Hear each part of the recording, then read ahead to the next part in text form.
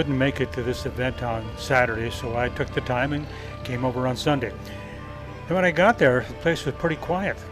The sounds of kids giggling in the background, nobody walking around. I said, well, what happened? Did I miss out on something? And then I saw the kids playing. I walked around some more, and then I found out why. Of course, it's Sunday morning. Where else would you be but at church? Well, I walked around to look at some of the machinery before everything started to run, and with the hopes I could find somebody to talk to explain what this device was I was looking at as I walked through the park. I did find somebody, and he took the time to explain to me what it was, and then I came back later when it was in operation. In the meantime, I just walked around the park to see what there was to see, and there was plenty.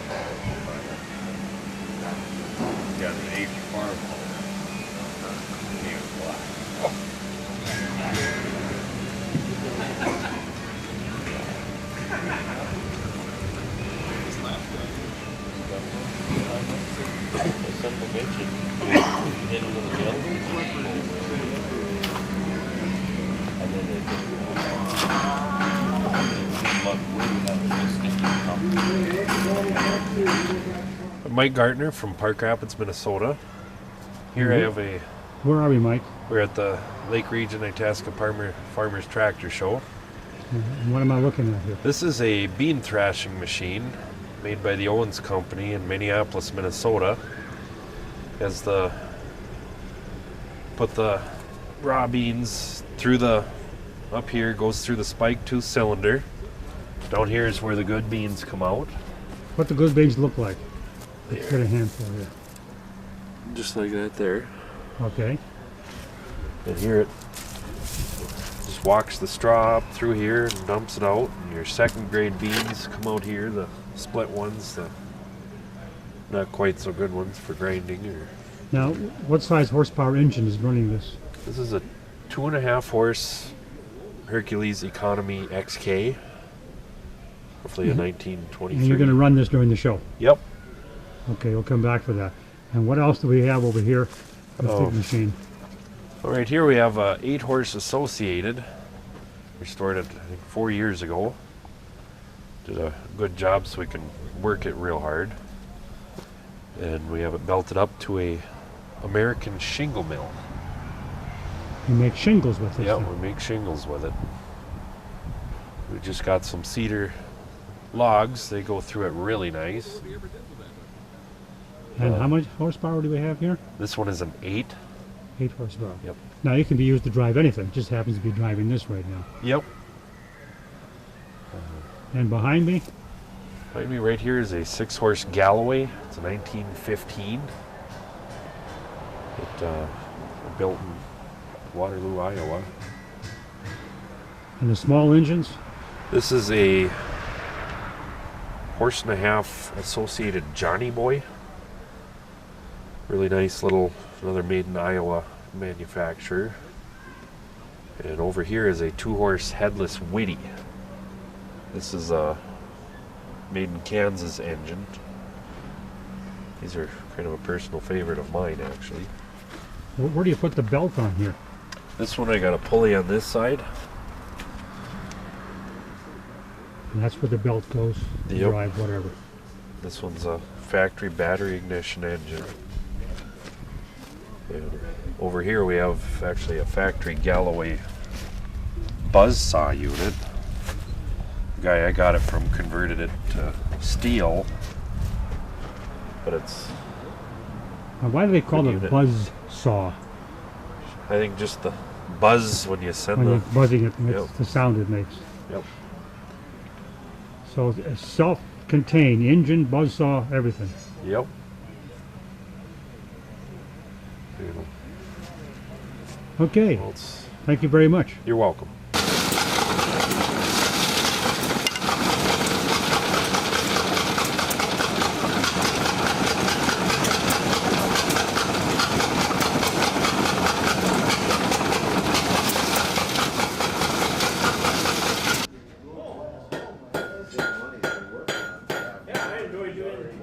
Watching that too.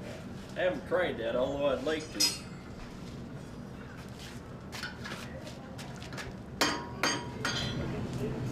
Good morning. Morning, how are you today? Who am I talking to? Jim Poling, Where are you from, Jim? Alvarado, Minnesota. Alvarado, okay. Yep. Have you been here for many years working in the blacksmith shop? I've been here, I think this is my 4th year. Okay. Kind of new, but not. Okay.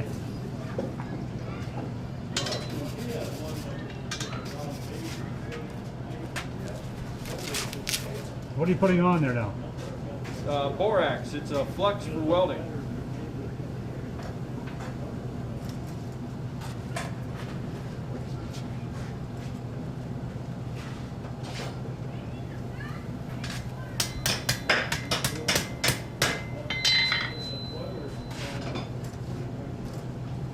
Get that tight enough so it'll weld.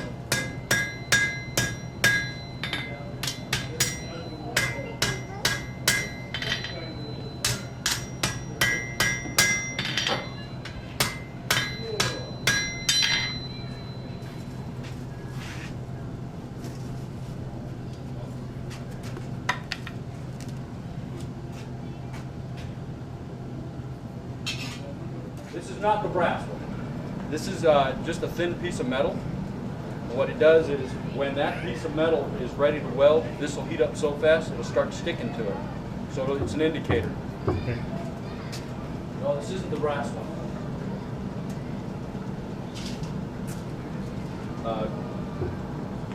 Non-ferrous metals tend to mess up your forge for welding. And one of the fellas grabbed a piece of brass rod that happened to be laying around, which typically we don't have around. And it messed his forge up. We're going.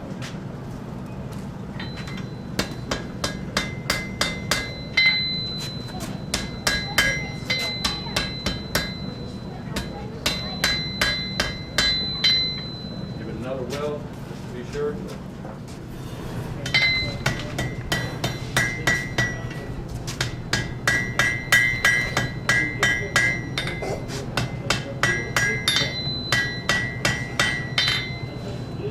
That's a weld.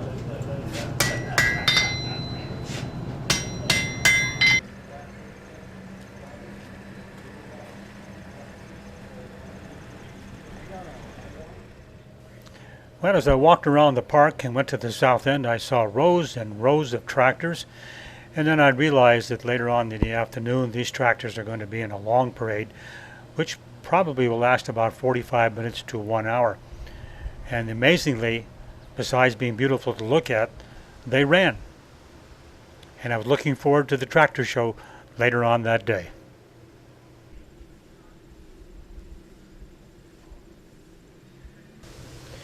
Well, as I walked around these old machines, it brought back wonderful memories of working in my uncle's farm up at Edinburgh, North Dakota.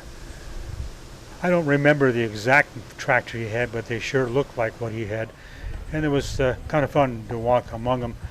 And in some places there would be a few gentlemen standing there talking about their tractors, and I would stop and listen in. It was a good chance for me to reminisce being on my uncle's farm in the past, just walking around these old tractors. But that's what kind of controls. Yeah. Yeah.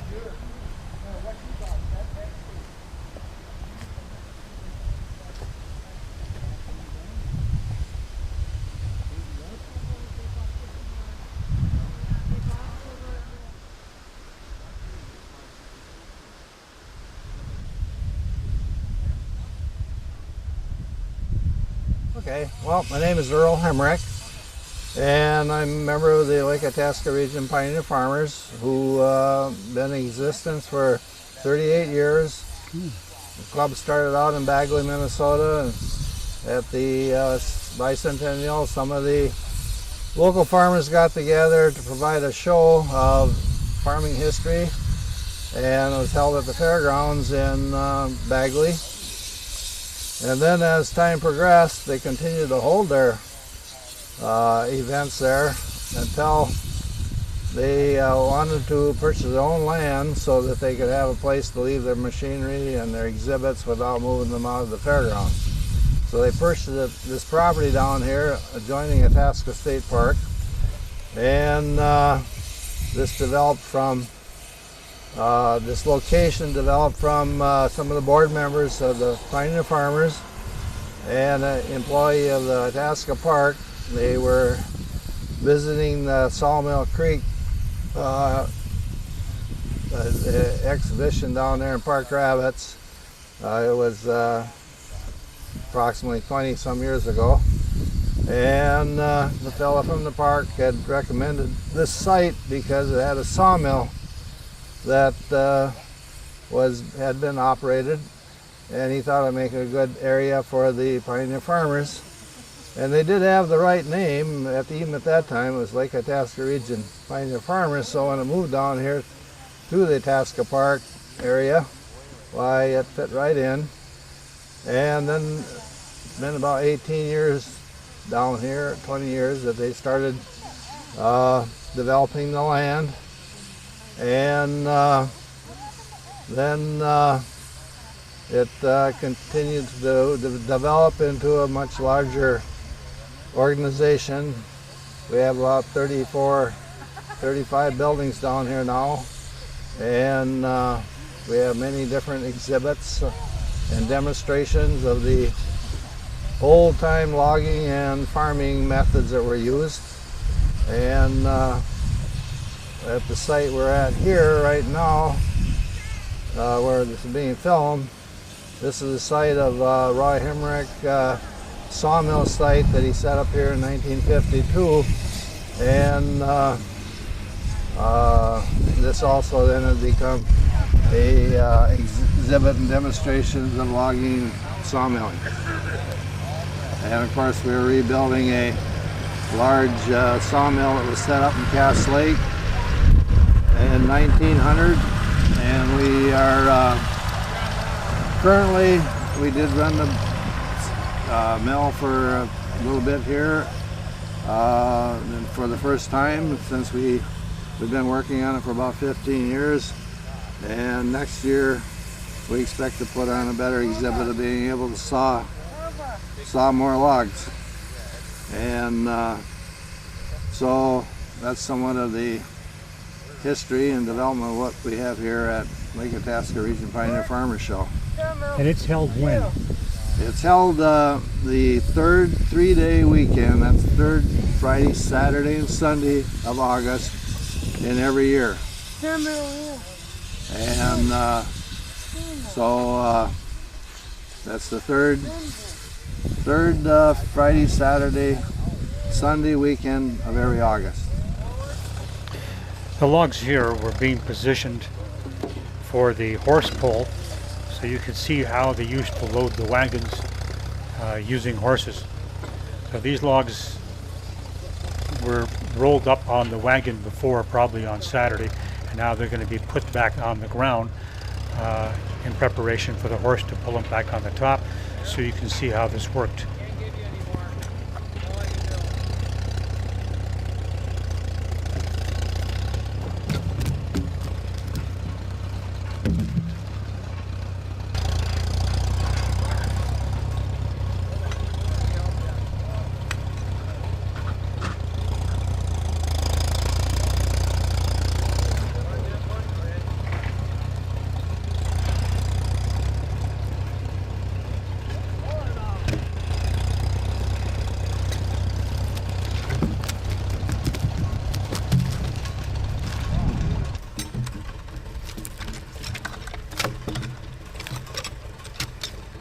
Okay, now we're up one more.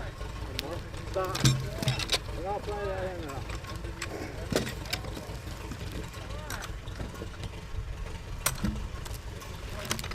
Did we ever get them to the right sequence again after yesterday? Bring this side around.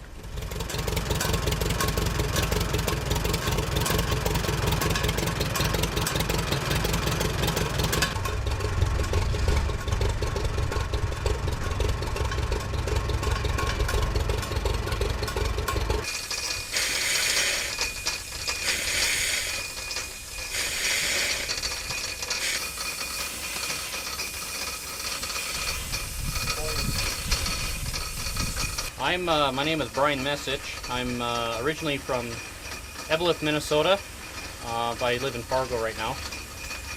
And what are we looking at? What are you on? This is a 1910 Rumley.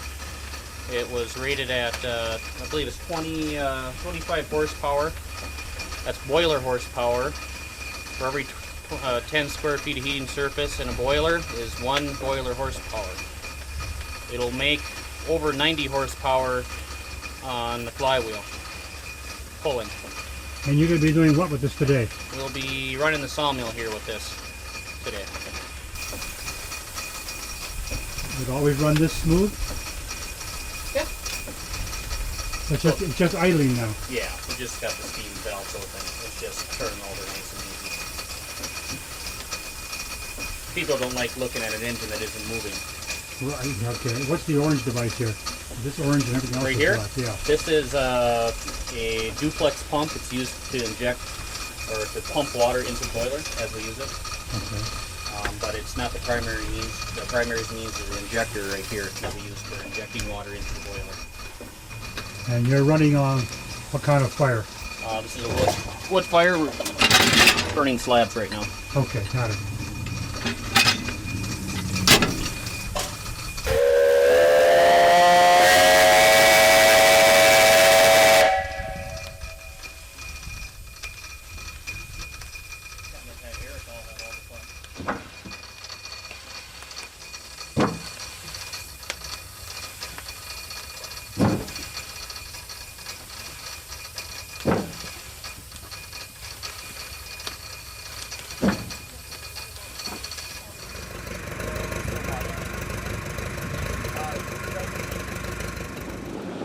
That long gray roof on the top of the picture where the steam is coming out is the sawmill. And of course, the steam engine is the power to run the sawmill.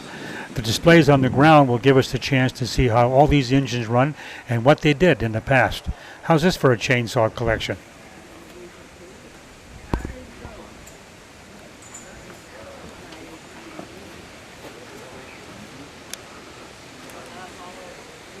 We will also be operating the sawmill down there with the steam engine as power.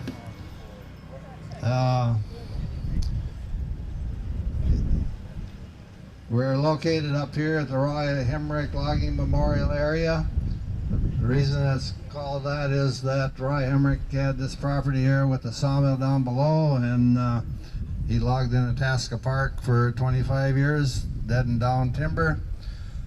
My name is Earl Hemrick. I'm his oldest son. We have Leonard, my brother, on here somewheres. And we do have a lot of Hemricks and Hemrick relation here to help us out today. Team of horses are here, and Dick Showers from Park Rabbits is the teamster, and it's his horses. And Dick, would you come over and talk a little bit about your horses? And Bob Gardner, you want to head over this way? Yeah, I got a pair of a Morgan and a thoroughbred horse here. We use them for just about everything, logging, farming. And they're also saddle horses. We use them in that line. They do a pretty good job. They like to get out and work.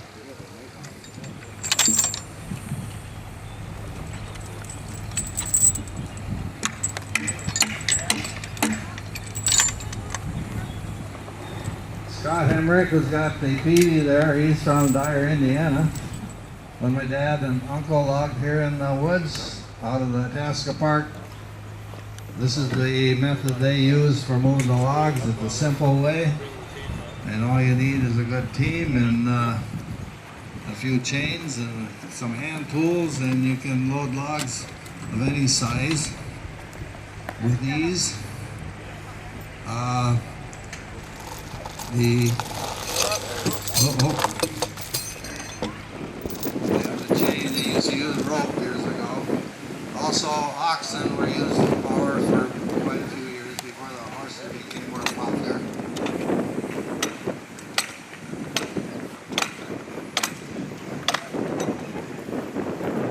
The advantage of these quantifying chains is you got the quick release. Also, you can adjust your load on the pumps. There you go. If you're using snake, it would be at the end of the log as a snake box. Why you have the saline confines in the snake, and also the difficulty in loading. You guys really need to be careful with the watch now. Pay attention to it. Roll it. Get your hook in there so you can roll it over.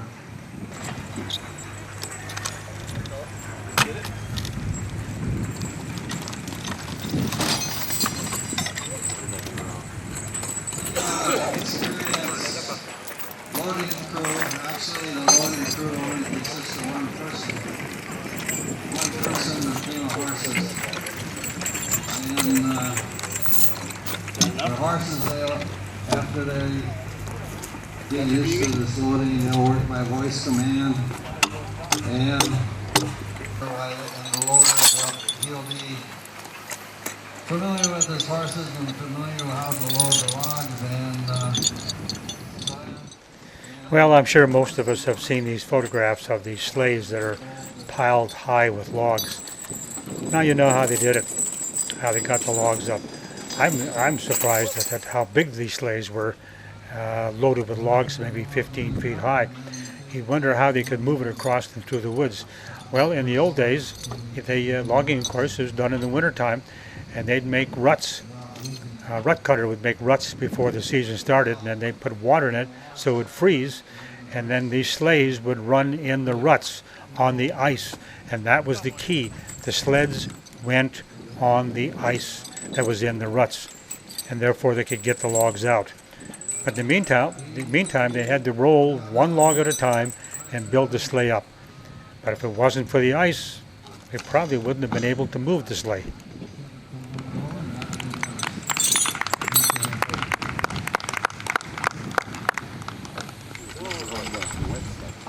Pick one. Soda, early waters, racks, and there were different style racks. Oh, go ahead.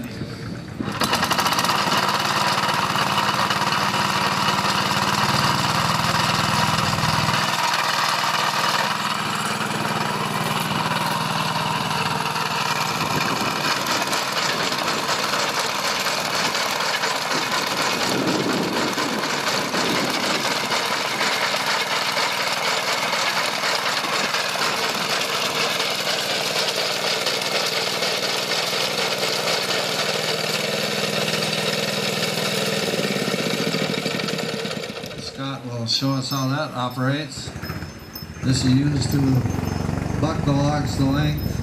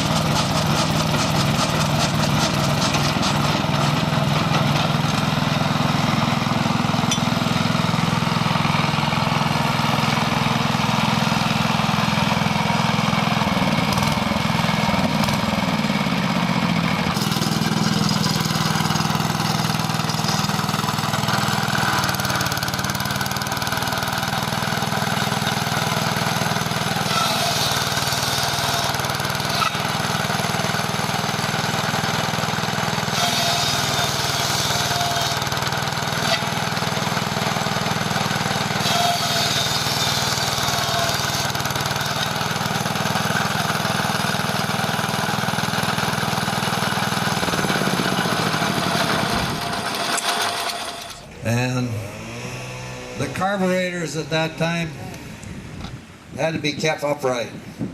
So there was different ways of keeping the carburetor upright. And like this saw manufacturer, you would turn the bar so you could fell with it and keep your carburetor upright.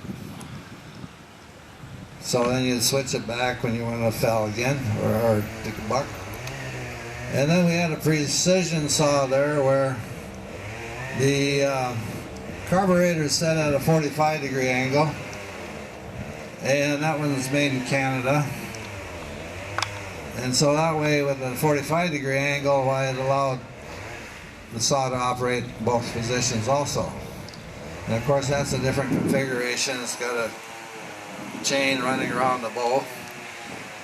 And then Homelight, they came out with a saw that you would have the carburetor on the handle.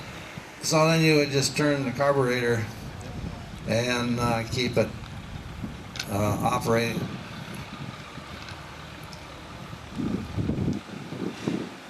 Now Les, are you going to run one of these or two of them? Or? Yeah, we do that one. This is a two-man mall.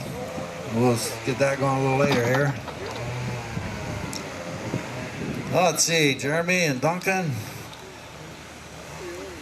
We got another saw here that starts pretty easy as long as you keep the kids happy.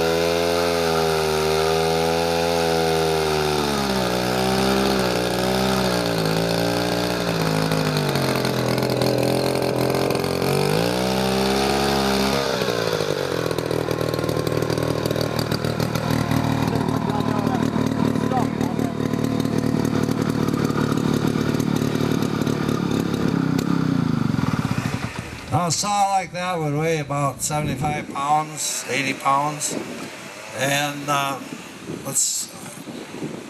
they were well, they worked fairly well.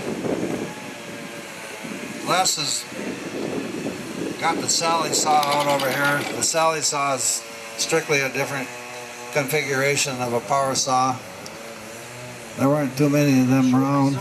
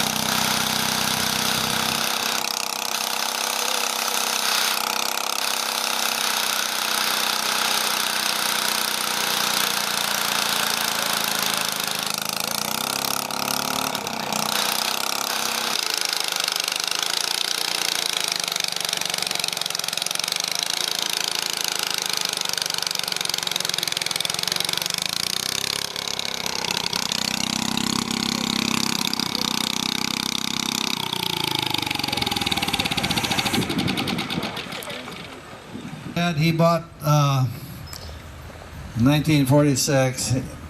He and our uncle bought this chainsaw. It was the same model as this one, and in '46 the cost was $595.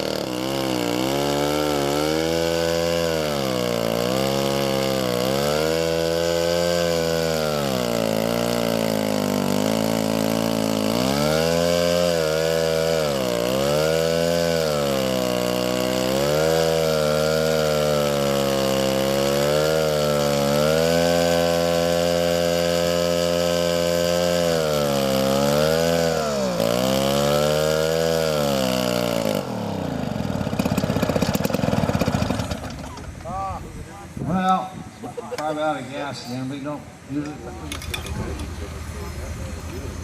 Yeah.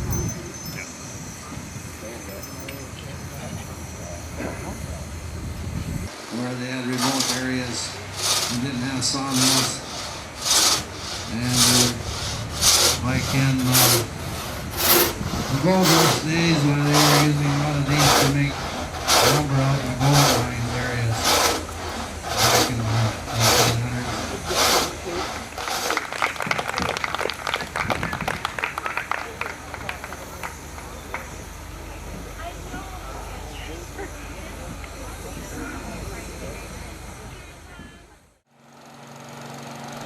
Well, I'm not sure how far it goes back, but in the early days, there wasn't such a thing as asphalt shingles.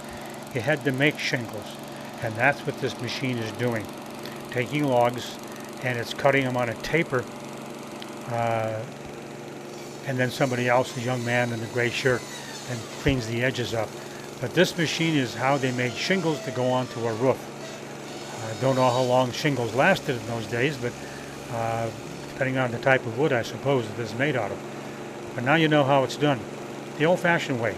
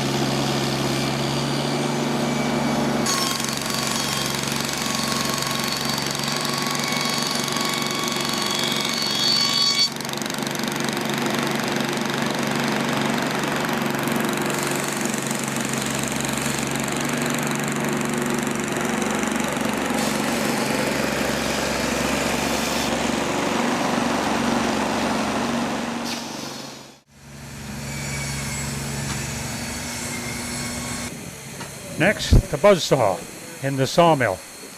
We'll have a chance to see how they loaded logs on this sled and ran it through the saw to come out with the planks. And somebody then had to plane them and cut the edges off, and the wood was stacked in a certain way so it could dry out and be used later. Old-fashioned sawmill.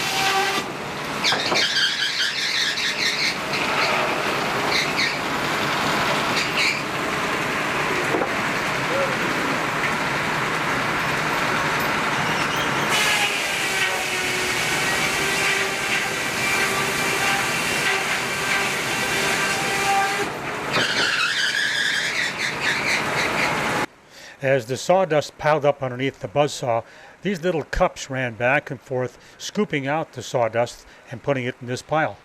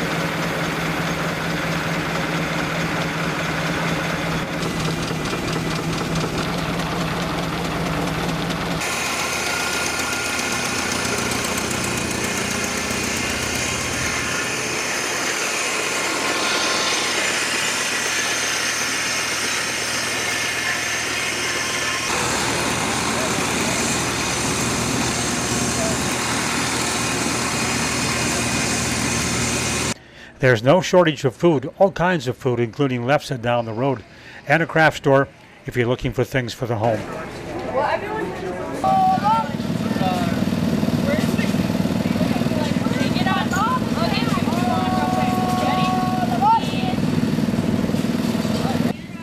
Well, no, this train is not just for kids, although that's what it was designed for.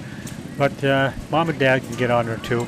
There's not a lot of legroom if you're an adult because the seats were made for kids.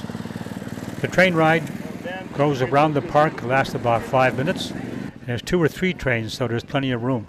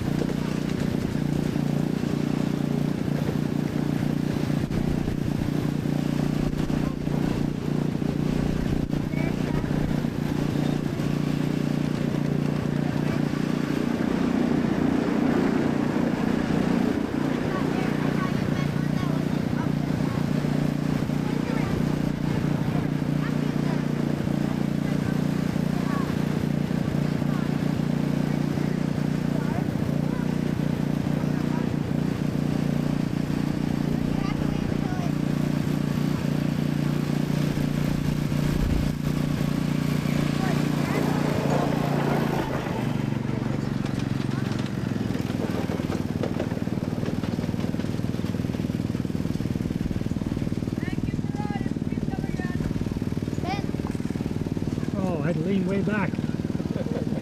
I was, 2 weeks ago I had trouble with idling, and now I got trouble with higher speed. I don't know if you heard it missing. No, I didn't. Always so.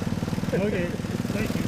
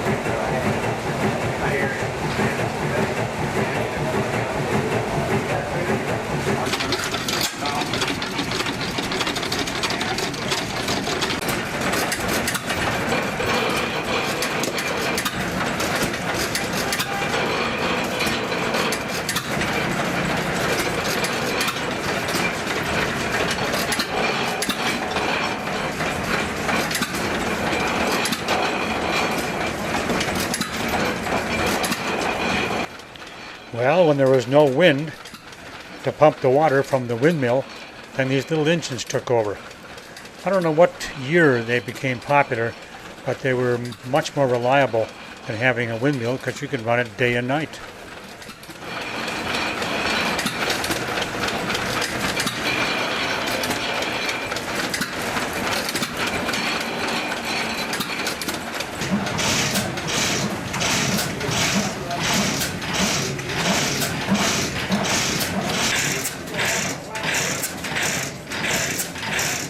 Sensing Where you from, Gay? from miles south of Bagley. Okay, nice and loud. What do I have? What do you have behind me? For you? Oh, behind me? Okay. These are Reed engines. They're oil field engines. They were built in Oil City, PA, and they pumped crude oil during the on the eastern seaboard, you know, and up in the Smoky Mountains and stuff like that.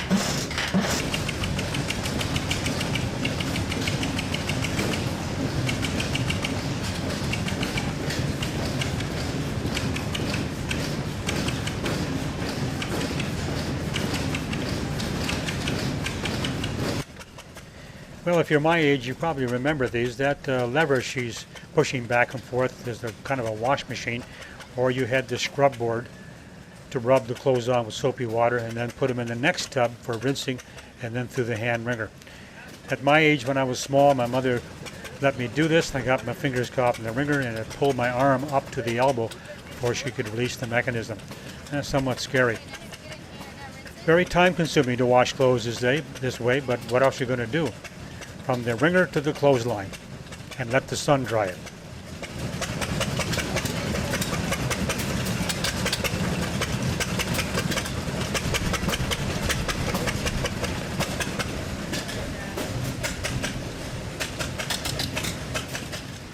Well, I never saw a soda can squasher before as a kid because they didn't have cans in those days. They were bottles.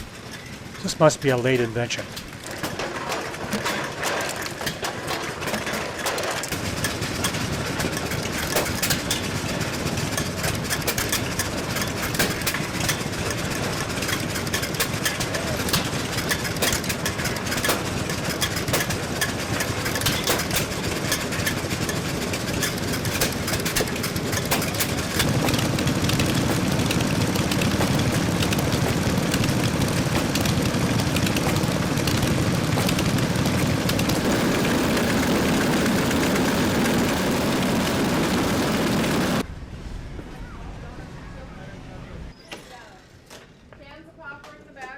Well, the sign calls it a grocery store.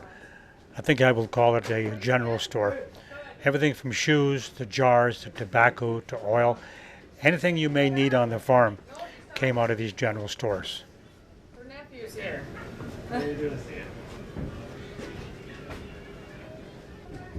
You know, I didn't realize there were so many different types and brands of oil back then. Look at all these cans.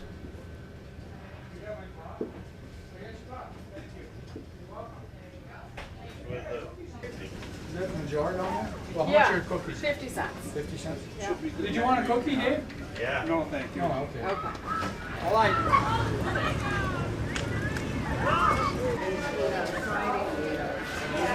Yesterday we had supper.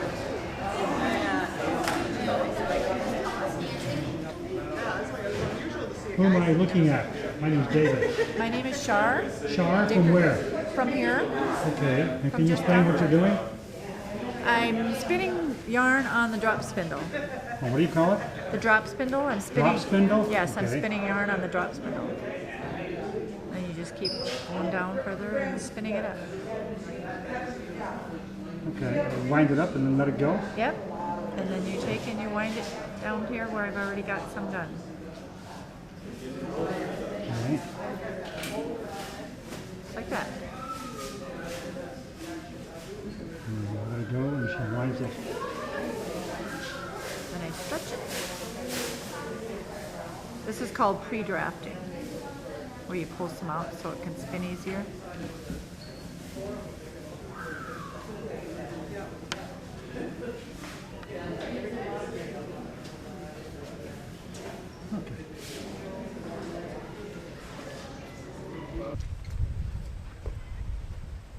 This one goes right here.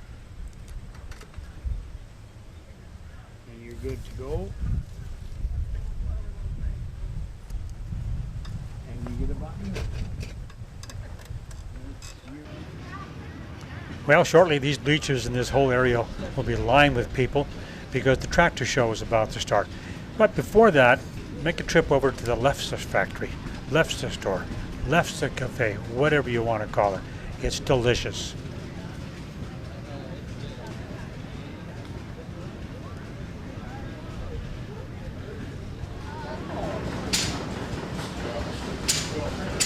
We have Norwegian, Swedish, and German Lefses here. I didn't know there was a difference. What's the difference? Dough or what? Just how thin you make them. That's all. Who am I talking to? I'm Paula Cederquist. From where? Originally from Boston and now from Brainerd. Okay, this is for the club. And? I'm Donna Phil, and I'm kind of the head of this. And where do you live? Come from? Just 4 miles north of Itasca. Oh, well, you're in your backyard then? Yeah, pretty much. Yes. This is my daughter. Hi. Rihanna. Rihanna? No, it's Rihanna. She looks very busy. I'll get in line with everybody else. Watch what you're doing here. We're gonna. Oh, Ta-da! looks perfect. Tastes even better. I'm going to have some in a second, but I got to get this done first. Got to have just enough flour in there so nothing sticks. And the chunk comes up. And then a chunk comes off the loaf. That's all you. Roll it, and you roll it a little bit. Add a little more flour. Get it just right. And if we're lucky, it'll stay round while I roll it. And it just gets to be a bigger circle. What do you do if it rips? Then we're in trouble. Then they fire me. You just patch it up. And then you keep going until it's thin enough you can read through it. Now you let it stay there until she's ready for it in the pan? No, if it sticks too long, then it gets wet. So I sometimes lift it. But can you read Bethany pastry cloth? Yep, I can see it. Ta-da! Yep. That means it's thin enough. Okay, that's the clue. Can you Yep. read the print? Once you Now I can know. read it. And then you just lift a little bit so it doesn't get wet underneath there. While you wait. Yeah, Ta-da. wait till this one's Wait done. till this one's ready and then we'll put it on. Well, what happened to the old bookstore? You win an award for the best hair, by the way. I notice you all the time. You look gorgeous. And then you lift it and you flip it. Ta-da! And then hopefully you only flip it once there. So that's the waiting line. That's the waiting line. Holy middle bucket. Less than fried bread here. Looks like it's the fried bread section. Who am I talking to? Doris Maggart. Doris? Yeah. From where, Doris? Oh, we live at Pennington. Pennington? Well, that's a long ways. This is for the club. This is for the club here. And this is, you're making fry bread? Yes. Okay. What's the difference in the dough between this and Lefse? Big difference? Yeah, there's a little difference. I'm not real sure. Okay. They make the loaves and this is bought in Okay. frozen bread dough. Well, one thing for sure is you fry it, so huge difference.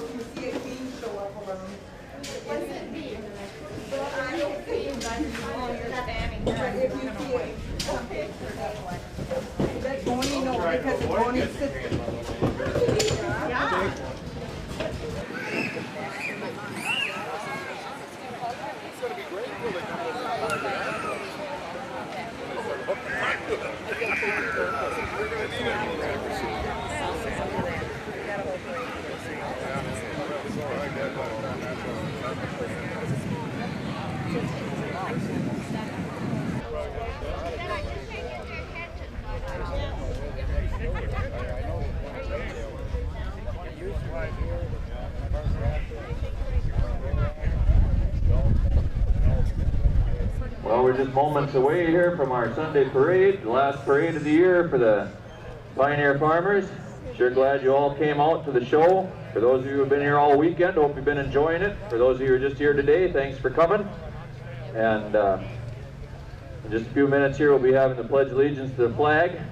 Then after the parade, of course, as soon as we can get the drivers' meeting done, we're going to have the tractor pull right here in front of this announcing stand on this run. And also, I believe there's going to be another sawing demonstration at the big band sawmill, the coreless band sawmill, at about 4 o'clock. So be sure to stay and see that if you haven't seen that yet. Also, any show members here that have raffle tickets left to turn in, you need to get them up to the office before the tractor pull, because we do the drawing for those raffle tickets during the tractor pull. So if you've got any raffle tickets left to turn in, make sure you get them up to the office before the tractor pull. I pledge allegiance to the flag of the United States of America and to the republic for which it stands, one nation, under God, indivisible, with liberty and justice for all. Thank you very much. Martha Zimmerman, our flag carrier in all 3 parades. Martha, longtime member, past director of the show. Been a lot of help to us through the years. And the second flag is carried in honor of the Chapter 7 of Disabled American Veterans by Mike Zimmerman from Hewitt, Minnesota.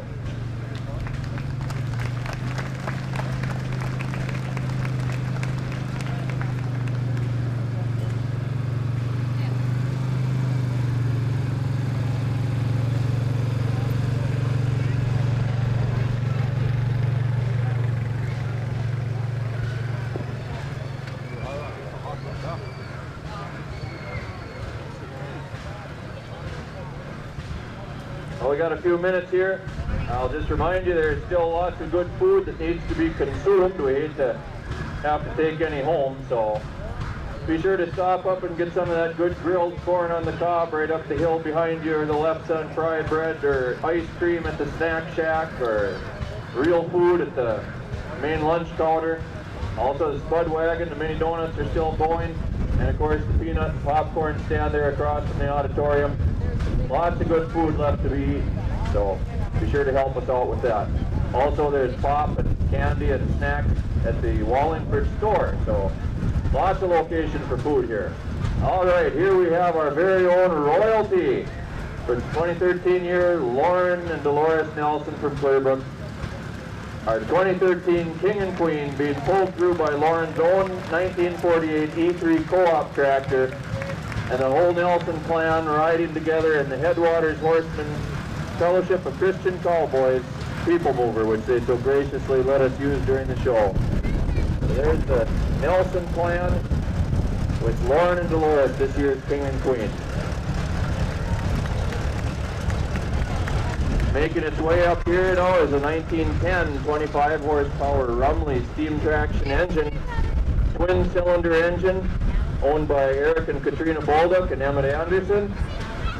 A few years ago we lost our only operating steam engine, so those folks went out and found this one and bought it and brought it in. This engine, we use it down here. They saw lumber with it, they do some thrashing with it, and we're just so grateful to have it. Being engineered today by Tim Winkleman and Brian Message, who is one of our board of directors. Tim is also an engineer down on the coreless building, coreless engine for the Sawmill. And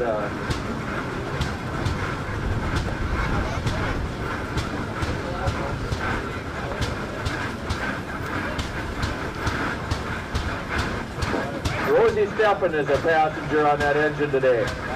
So they wanted to make special mention of that. Now here comes a 1912 1930, owned by Ole Eldon from Deep River Falls. His grandpa bought this tractor new. And not too often you hear that with a tractor this age. Used up on the farm up there. It's got a plowing attachment, a self-steering attachment for when you're plowing out in the field with it.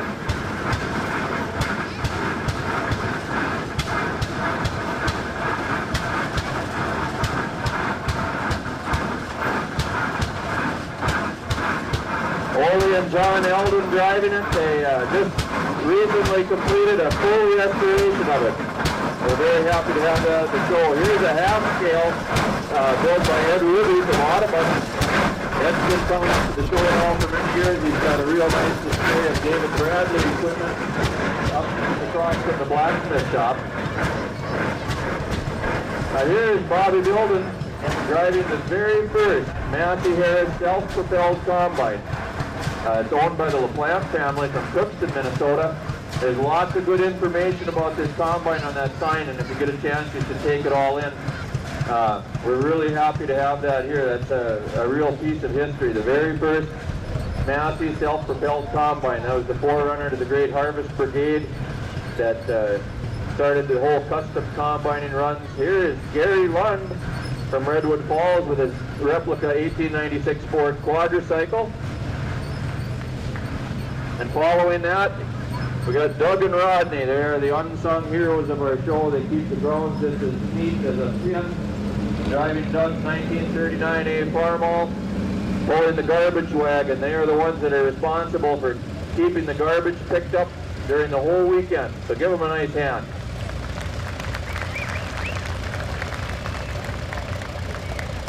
Here's Ken Broughton from Bagley. He's driving the old Bagley Fire Department Unit number 2. It's a 1954 Ford F600, used for about 20 years by the Bagley Fire Department. Ken Broughton was on the fire department for 20 years, so he's well familiar with that truck.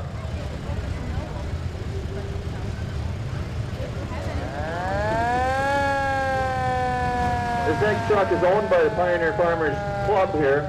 It's a 1948 F6 Ford, being driven by Rodney Loftus, donated by Bratland Trucking. And then following that, a 1949 W6 McCormick owned by Travis Cleveland from Bagley.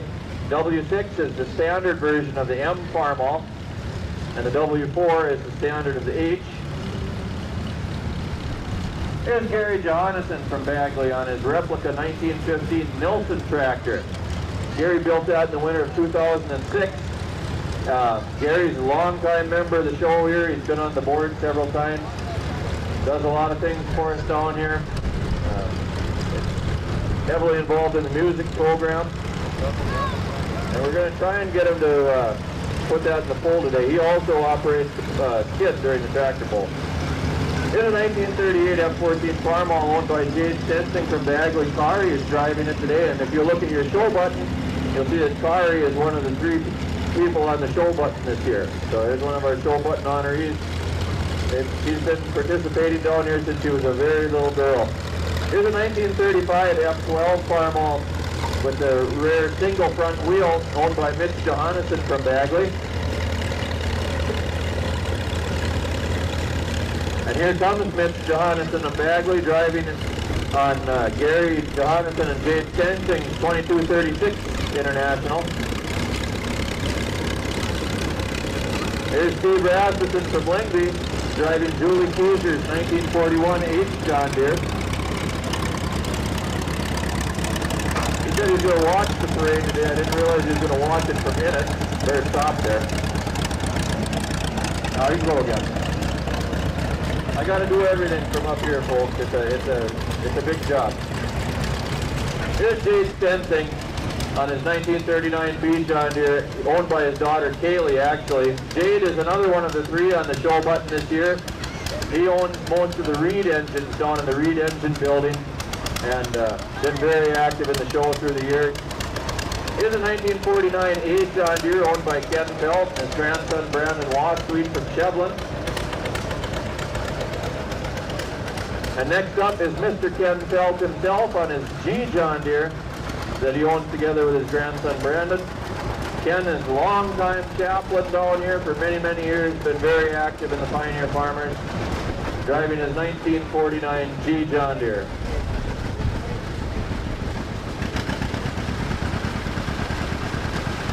Here's Mr. Tom Wingy on his 1948 G John Deere. Tom's from Galway. Plays some pretty good music too. Where were you last night? We were looking for you. Here's Walter Teige's 1949 R John Deere being driven today by Caitlin Teige. And then Barney Truman from Bagley driving on Ken Felt, Brandon Wasweet's 1952-60 John Deere.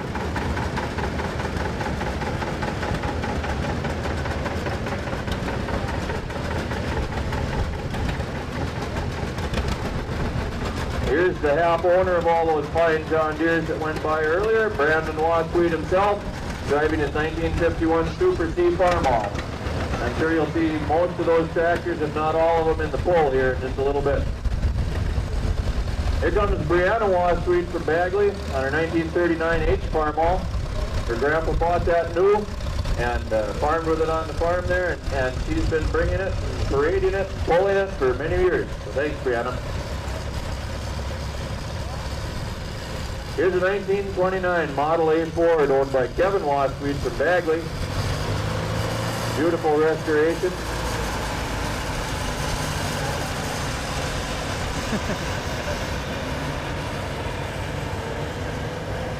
A couple of Oliver tractors coming down the way. The first one's owned by the Building family from Bagley. Being driven under the supervision today of Al Irons. Sometimes they let him drive it himself. It's a 1948 77 Standard. And then a 1950 77 Oliver owned by Mark and Scott Lunston from Bagley. Mark is driving it. Following that, a JTU Twin City owned by Bob Glass from Angus.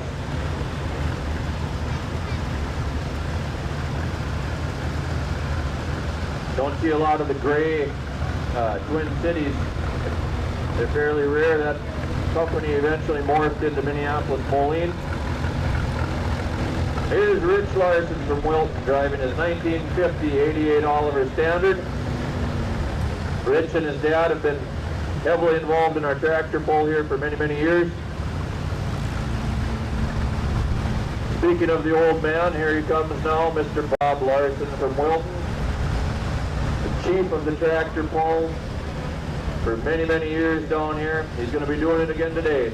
Driving his 1939 70 Standard Oliver.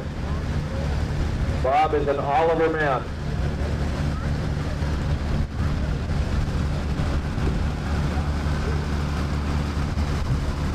Here's a 70 row crop Oliver, also owned by Bob Larson from Wilton, being driven by Tom Larson as a 1939 model.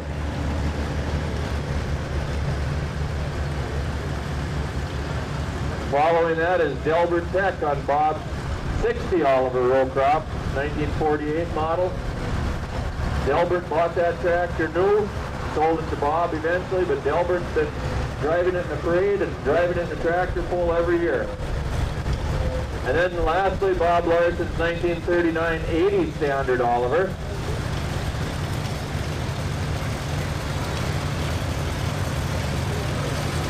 Here's a very rare tractor, a 1924 Hyder, built by the Rock Island Plow Company. It's a friction drive tractor, no gears in the transmission. Got a mounted 3-bottom plow, and it's owned by the Glass family from Bemidji. Craig Thompson is driving it.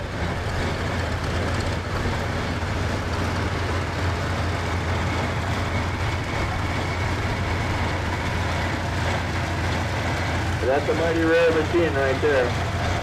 Got the back, all that is factory, the mounted plow, the canopy, the whole 9 yards.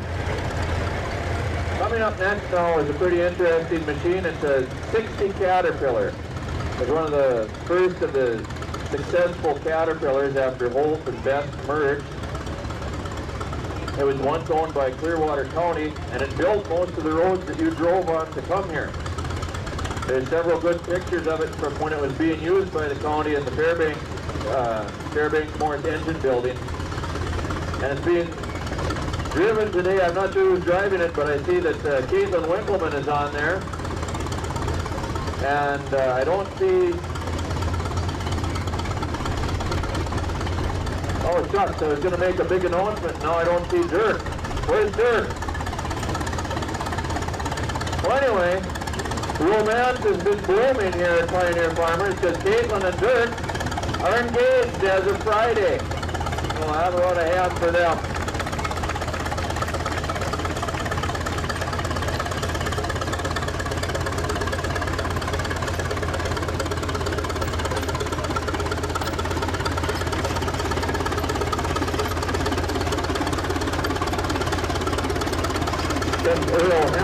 this block is a 1959 Chevrolet Viking 60 with the log jammer on the back of his dad's truck. It was used in the logging operations down here in the park for many years in conjunction with the Hemmerich Sawmill up the hill. Earl and his brother Lenny have been very, very heavily involved here at Pioneer Farmers since we moved down here, running their dad's old mill. And next is a Super 8 Farmall 1951 model owned by Jeremy Shaw and Barbara Hemmerich from Redondo Beach, California. And then the TD9 Crawler coming up next is also owned by Earl Hemmerich. It's a 1946 model, and that was also used by their dad in the logging operation right here.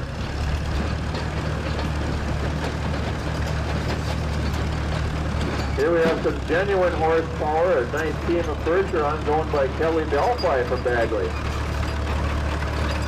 Nice to have them here. They've been doing people mover work with them, helping people get up here from the parking lot. We sure appreciate that. Very nice horses. Here's Mike Gardner, another one of our tractor pullers. He's one of the officials of our tractor pull, so you can see it's a shady operation. Driving his John Deere. No, he's a good guy. He's going to be helping us a lot with the tractor pull. He and his dad, Bob, who is not on this tractor like I thought he would be. This is Bob Gardner's 1943 H Farmall. Bob does all of our weigh-ins. Here comes Bob. He's driving the W4. Bob does a lot of the weighing in down at the scale, helping us get ready for the tractor pull. And Mike does a lot of the pullback work, so we're happy to have these guys. They got a nice engine display up by the blacksmith shop. Bob Gardner of Park Rapids on a W4 McCormick. Next, a 1944 A John Deere owned by Jim and Nate Schmidt from Guthrie. Jim Schmidt driving.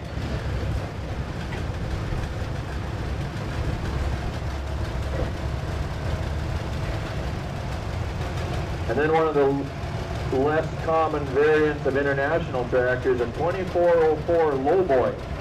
The 1966 model has the factory international loader. It's owned by Eddie Knudsen from Poseida. That's English made, isn't it? My neighbor had one. I think they're made in England. They're tough to get parts for, I remember that. Yeah, it looks like you're okay for a while yet. Here's a 1937 A John Deere owned by Steve Thompson from Clearbrook.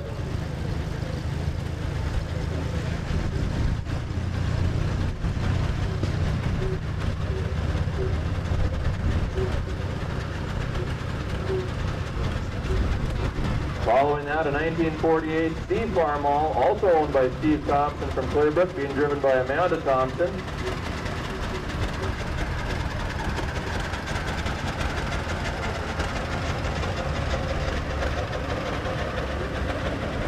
Here's a Super MTA International 1954 model owned by Steve Thompson from Clearbrook, being driven by Andrew Thompson. The TA in that stands for torque amplifier, which is kind of the early version of the power shift. It gave you another speed in each gear. So we got into tough pulling, you could pull on the torque amplifier and it would slow you down so you get through a tough pull. Here's Vernon Johnson from Clearbrook driving his 1966 930. Is it 56? Okay. 930 Comfort King Standard. Here's Ed Ruby again on his 1962 725 Suburban Sears Roebuck. Ed's making his second appearance in our parade today. As I said before, he's got that nice display of David Bradley's cars from the blacksmith shop. Here's a 1969 112 John Deere lawn tractor owned by Matt Pasek from Richfield. I hope I'm saying your last name right. Here's Monterey Tigey driving her dad's 1929 2236 McCormick Deering. That one has always kind of been a rivalry between that one and Gary and Dave's 2236, so hopefully they'll do that again this year in the fall. Here's a 1956 900K. Ray Tigey's dad, Arnie, that was the last tractor he was restoring. And Ray finished up the job and he brought it here and he pulls it in the tractor pull every year. Here's Ray's LA. The sticker is turned around. I think it's a 48.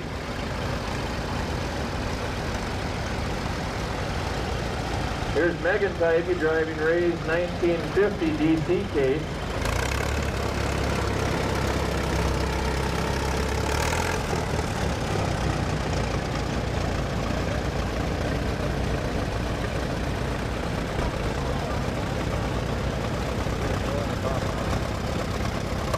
Now here's a WD-45 Alice Chalmers owned by Trey Netland from Bagley.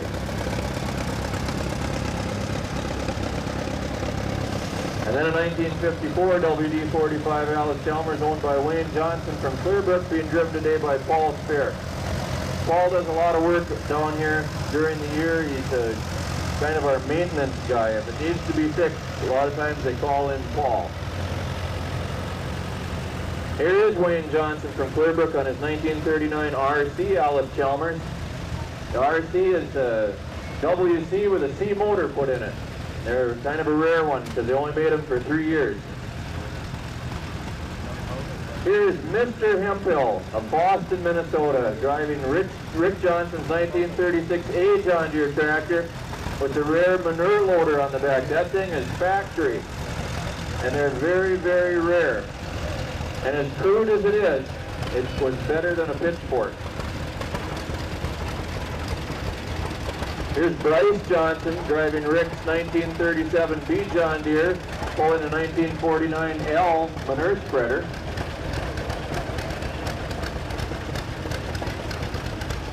I think after he's done here at the show, he's going right to the Capitol with that. I think they have need of it there. Of course, they spread it pretty good without the aid of a spreader. And here is Rick Johnson from Clearbrook with his 1952 60 John Deere and mounted 237 two-row corn picker.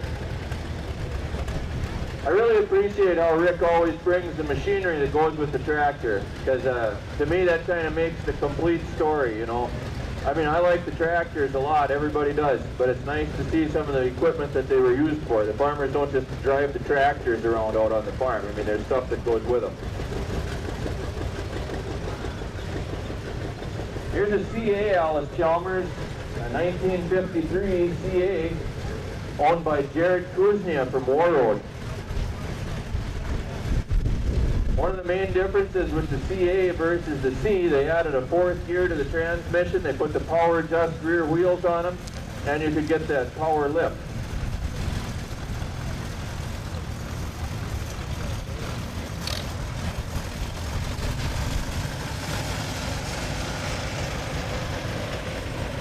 Now here we have a Cub farm hall, the smallest farm hall that was ever built. 1947, owned by Roger Kenneth Nelson from Erskine. He's built the pony wagon to pull with it, small wagon for a small tractor. I guess you got that right. A nice job on the wagon though. Nicely built. Here's a 1945 B John Deere owned by Rocky Polson from War Road.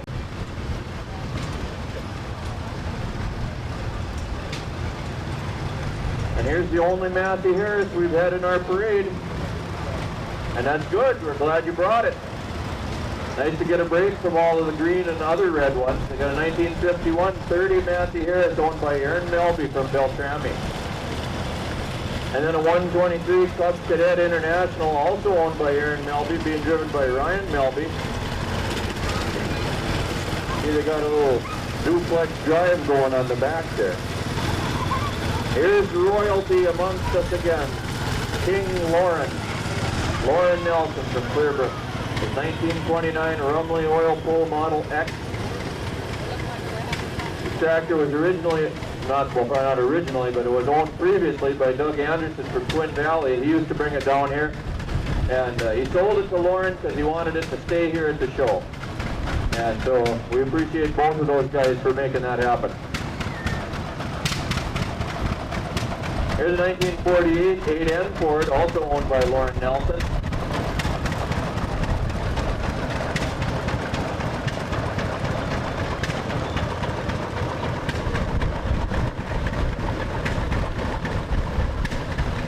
And Benny Soren from Shevlin on his 1947 Cub with the mounted cultivator.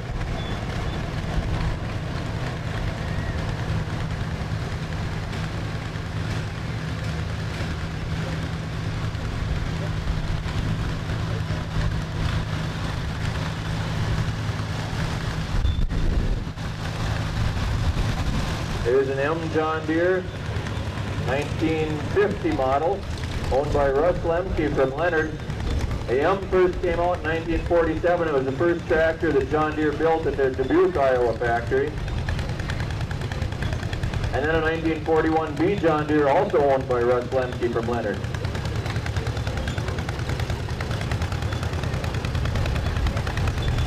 And here's a mighty fine W6 McCormick Deering, owned and driven by Roger Bachman from Solway. As his dad's originally, he restored it to just like new. That'll be in the pull in just a little while. Here's Bobby Bilden again, driving the Bilden family RD8, once owned by Clearwater County, pulling the big Laterno scraper.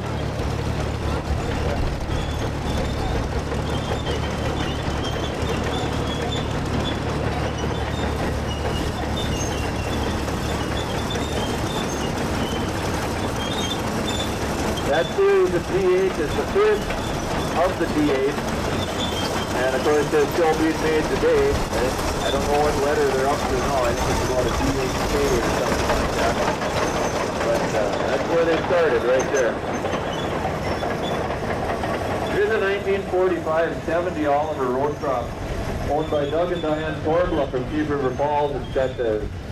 It's quite a rare thing to find one with a factory cab, and that belonged to Doug's dad. And he was telling me the other day out in the parking lot that his dad's coat is still draped across the back of the seat like he used to leave it. That's pretty neat. Here's a 1948 D Leader, owned by Delvin Heemstra from Cass Lake. Very few Leader tractors around. Delvin brings that every year. Here's another one of our faithful tractor bringers. It's Bernie Rosden from Lake Park, Minnesota, with his 1966 Jetstar 3 Super. Bernie pulls the people mover at roll-on just about all weekend down there with that tractor. We appreciate him bringing it up. Here's Roger Moracle from Battle Lake. He always brings a lot of nice Fords. Here's a 1959 661 Workmaster with his mounted cultivator. And then a 1959 971 Gold Ford, also owned by Roger Moracle. This one has the 3-bottom mounted plow. The gold ones were painted that way. That was the demonstrator ones for the dealer to get more attention out of them when they went to demonstrate them. And then here's Cole Thomas from Frazee with a 1950 DC4 case. And following that, a 1959 620 John Deere owned by Charles Evenwall from Shevlin. And then Dwight Nelson from Solway with his 1937 CCK. Dwight is another one that helps us out a lot with our tractor pull down here. He's also a son of the king, so I don't know if that makes him a prince or what, but here's a 1944 H Farmall owned by Ryan Speck from Bemidji. Don't see very many H's with the wide front end either.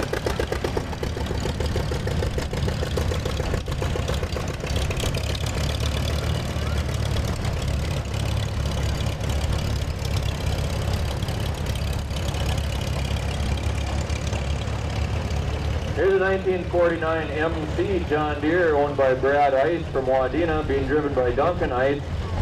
The MC is the crawler version of the M that we saw go by a little while ago.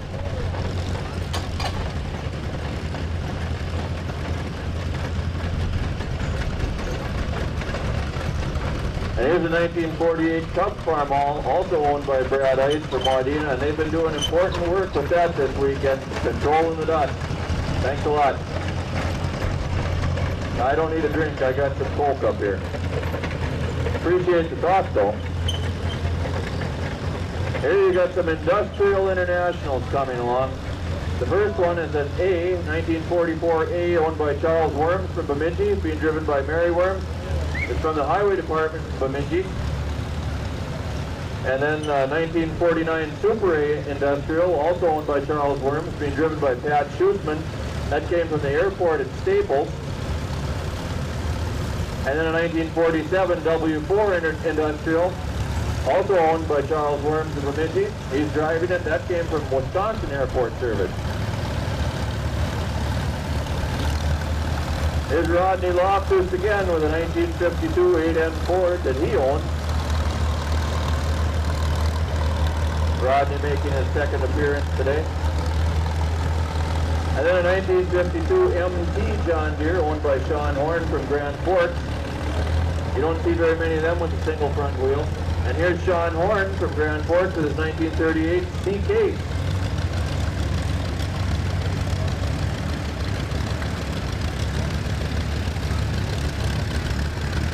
Here's Oren Calhagen from Clearbrook driving Lauren Nelson's 1937 number 2 co-op. Co-op tractors in and of themselves aren't very common, but the row crops are even less common. Now this next tractor is also Lauren Nelson, the Twin City. But I more than talking about the tractor, I want to talk about the driver. Larry Vinson from Bemidji, and I was told it's Larry's birthday today. So happy birthday, Larry. Keep your hands on the wheel. Okay. But happy, we want you to see another birthday, you know. And then here's Lauren Nelson's number 3 co-op tractor. It's a 1936 model. Co-ops were a component-built tractor. They bought the engines and transmissions and rear ends and then assembled them on a frame that they designed. Sold at the cooperative stores throughout the country. Here's a 1949 M John Deere owned by J.D. Hansen from Coon Rapids. Got the 2-bottom mounted plow on the back. And then Arlen Dalkey from Bagley on his 1960 530 John Deere also has a mounted 3-bottom plow on the back. The 530, the whole 30 series John Deere's was the last of the 2-cylinders. After that they came out with the 3010s and the 4010s. Here's a 1957 230 Farmall owned by Ken Breen from Leonard. Very rare to find a 230. The whole 200 series is hard to find anymore, but the 230s are especially rare. Here's Billy Vinson driving Lauren Nelson's Buck depression tractor built from a 1.5-ton Chevy truck. And here's Ivor Gunderson from Bagley on his 1939 Oliver 70. Ivor and Alice, longtime show members, directors.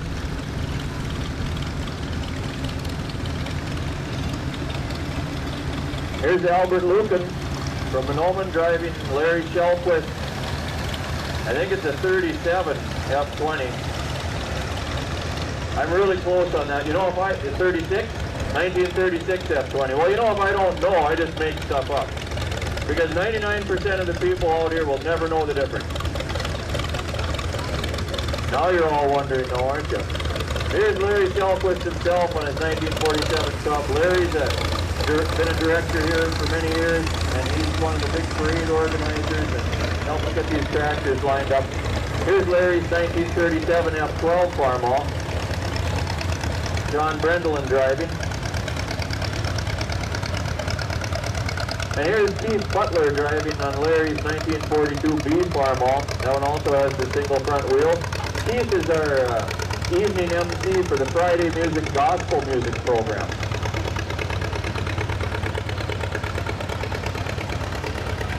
Here's Tony George from Bagley with his, is it a 53? 1953 Super M Farmall. Nice running tractor. Billy Vinson's going to be pulling that in the tractor pull later today. And just so you don't get the idea that this is all about stuff that men like to look at, here's a tractor all decked out for the ladies. A 1939 A Farmall owned by Tony George, driven by Barb Peterson. It's fully accessorized with the matching handbag and the extra step and everything. Here's a 1953 Ford Jubilee owned by Doug and Pat Tangborn from Guthrie, Minnesota. They've been bringing that tractor down here for many, many years. The right name for them is the NAA, but they're commonly called the Jubilee because that was the 50th anniversary of the founding of the Ford Motor Company. Here's a 1936 F12 Farmall with the F14 conversion on it, owned by Clint Bryce and Shaden Hotchkiss of Clearbrook. And then a 2.5 horsepower homemade tractor, also owned by Clint Bryce and and Shaden Hodgkin to Clearbrook.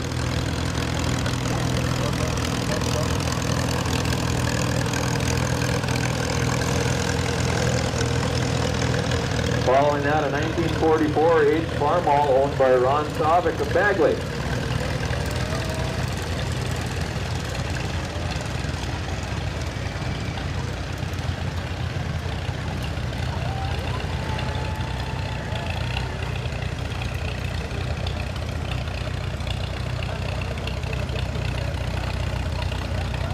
Sorry for the dead air, but I had to either take a drink or dry up. Speaking of drying up, I think we're going to get this guy's sobriety check once he gets parked. It's Josh Calhagen driving Lauren Nelson's 1948 HG Cleatrack. I've been announcing this parade now for years, and I have yet to see him make it through here straight. But on the other hand, he's never crashed into anybody either. Yeah, I see the other tractors coming. We had a little mishap here yesterday. I always got one eye on the road behind you there, and there was no tractors coming for maybe 10 minutes. So I said, well, I guess that's it, and I sent everybody away, and then here come 25 more tractors. So today I'm going to keep you for an extra half an hour just to be sure. So I hope you brought a book or something. Coming down the line now, we've got the 1992 Little Truck. That was built by Randy Skadzam from New Bolden, Minnesota. Randy was a long-time member and director here, a real booster of the show, and he left us a lot too soon. But this tractor that he built has been in every parade since '92, and it's been used to train in a whole crop of new tractor drivers ever since its first building. And it's going to continue to do that, we hope. And here comes some of the products of that school right now. Driving Orville Skadzam's first is 1949 8N Ford, and then his 1948 Cub with the mounted mower. The next several tractors are going to be Skadzam family tractors. Some of them are owned by Steve, most of them are owned by Orville.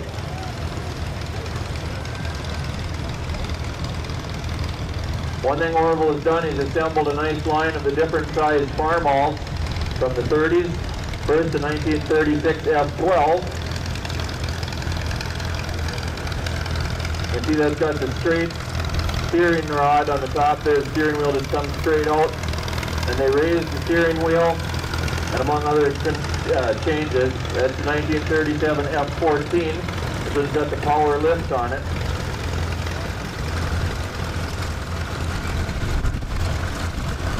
Then next up is the F20.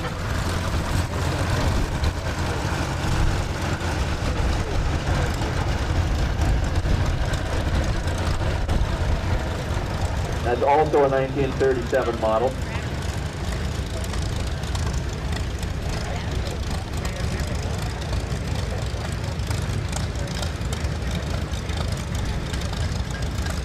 And then following that is the 1937 F30, which was the largest roll crop that Farmall made at that time. That would later go on to be replaced by the M. And before they came with any of those designations of the different sizes, they started out, they had a single roll crop model, the regular, and that's what this is, a 1930 Farmall regular.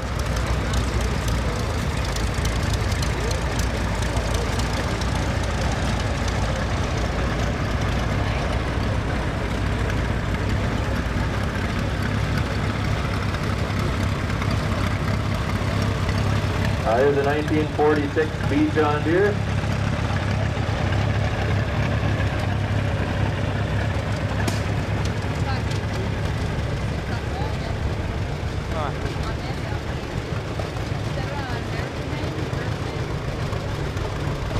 And a 1945 A John Deere. And those two would be among the last ones to have the old regular straight frame before they went to the pressed steel frame. Here's Orville Skadzam himself, driving his 1928 1224 hard car. Hard car tractors were the forerunner of the Oliver line. They have a 2-cylinder cross-mounted motor. 1224 was the smallest size in this series. The mid-range was the 1836. which is what we have here, a 1930, 1836 driven by Mike Scadam. And then they had one bigger model, the 2850, which they made by hooking two 1224 motors together in a 4-cylinder. Here's Orville's 1937 Twin City KTA.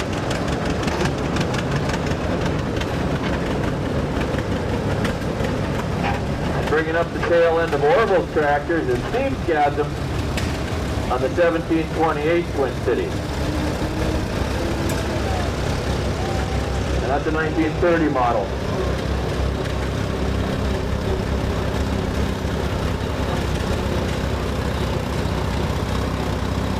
Here's a 1960 861 Power Master Ford owned by Jim Cairns of Bagley. Ken Broughton's driving it, making the second run through. He was driving the fire truck earlier. I bet he misses the siren because I know he likes to blow that when he goes through the parade. Now he hasn't got one anymore. This is Jim Cairns' 1952 8N Ford. It's got the Funk 6-cylinder conversion.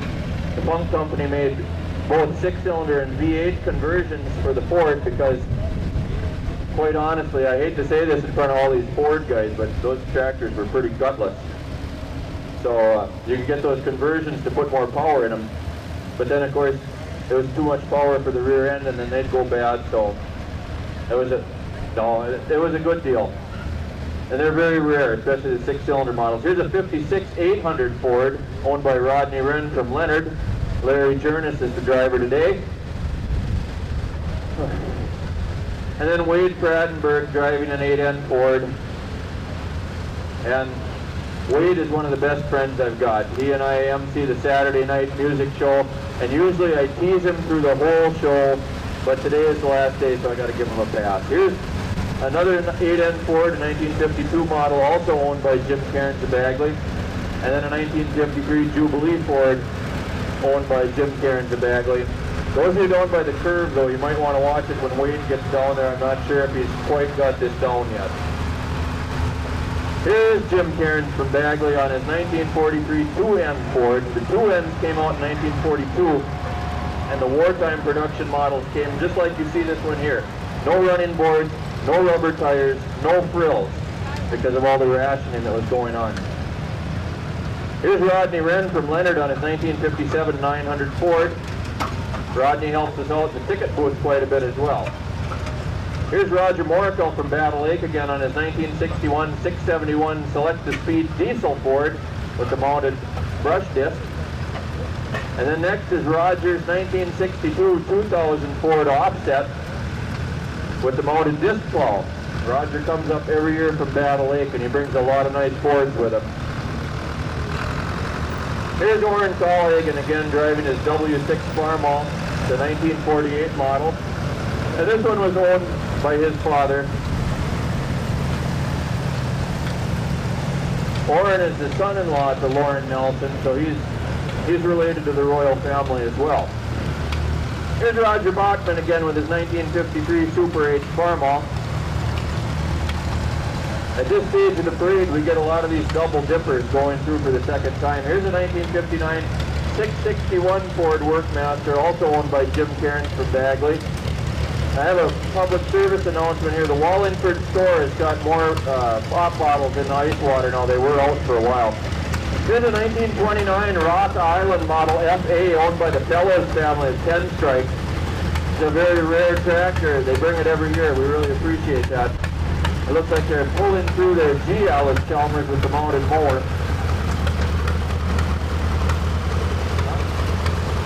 Yeah, they're conservative fuel. They've gone green. Here's a 1938 F12 Farmall, also owned by the Fellows family of 10 Strike, and they're pulling an interesting little thing here. That's the old chemical firefighting unit from 10 Strike. So that's what they used to go out and fight the fires with. Here we're saving the best things kind of towards the end. Here's some rare tractors coming here. A 1915 Bull, owned by Chris Maggart from Bemidji. We really appreciate them bringing that down here. That's one of the few ones of them you will ever see. You know, it's quite a thing when I'm bragging about somebody else's bull. And then here's a 1917 Waterloo boy, also owned by the Maggot family from Mizpah. Mitchell Maggot is driving it. And then we have the 1976 14 horsepower Massey Ferguson, owned by Dylan LaFerrier from Kruger.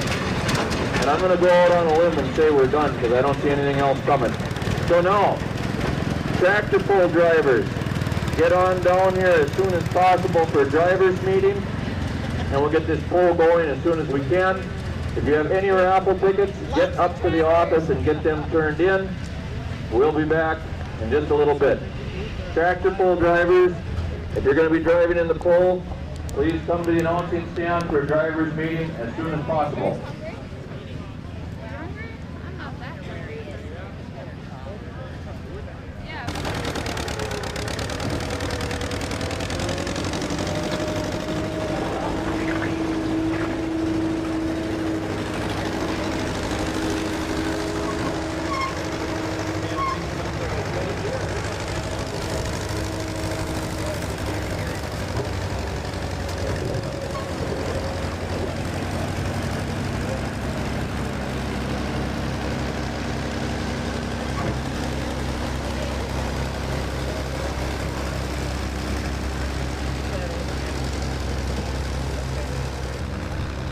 Next up will be the 2,500 1 to 3,500 pound class. Bob Larson with a 1939 Oliver 70 Standard, Brianna Lawsweet with a 1939 East Farmall, and Piper Gunderson, the 1939 Oliver Rokoff Specialty. We've got a pair of glasses that's been turned in up here. Small, probably either kids or ladies glasses, I would say. If you've lost your glasses, come on up to the announcing stand down here. We might have them.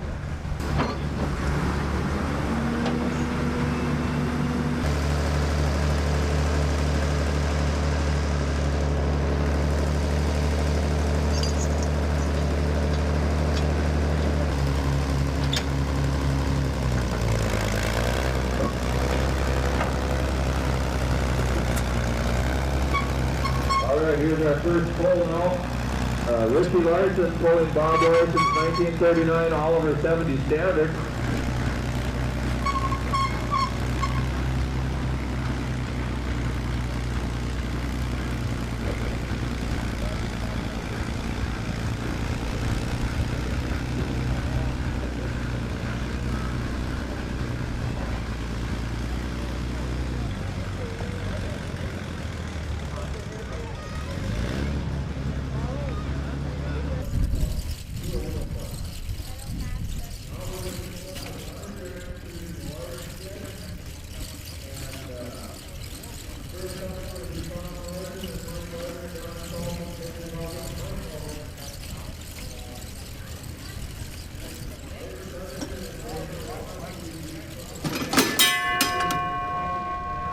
Perfect. Well, it wouldn't be the same without a flea market. There's something for everybody. I don't know where all this stuff comes from. Somebody's barn, somebody's garage, somebody's basement. But if you can't find it here, it probably doesn't exist.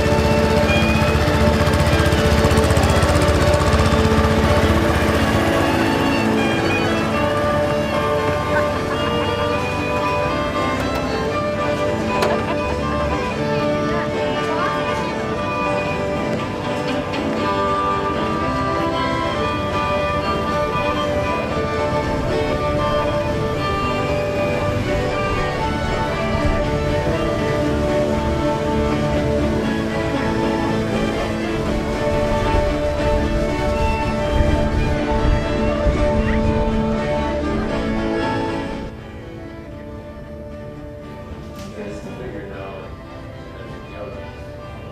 This was really considered the average country school size.